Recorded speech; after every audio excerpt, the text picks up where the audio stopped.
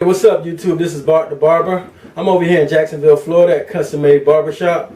I want to show you guys how to change out a cord for Andis T-outliner. Y'all stay tuned. Now first what we're going to do is we're going to go ahead and unscrew the top of the clipper. But first you got to make sure the clipper's unplugged, okay? So I got my little screwdriver here. I'm unscrewing the top part of the clipper.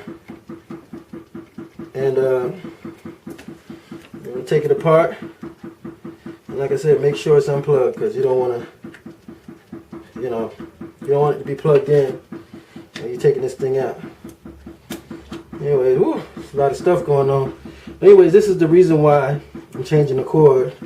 I actually got a replacement one right here. I bought it off of Amazon. I forgot the name of the seller, but its item number is 04624.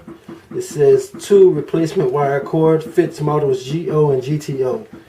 And this is from the Andis company. Okay, so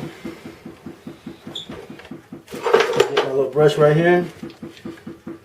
Clean that off. All this hair. But anyways, what I'm doing now, I'm gonna go ahead and unscrew this black cord right here.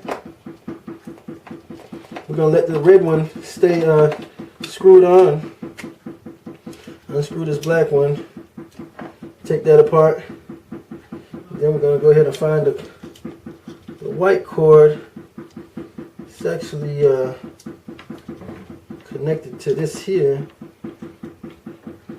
So what I'm going to do is grab something to cut that off.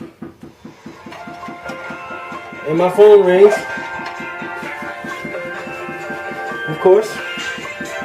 Let's take this call. Hello? Yes, I am. Well, it depends on what kind of haircut you're getting.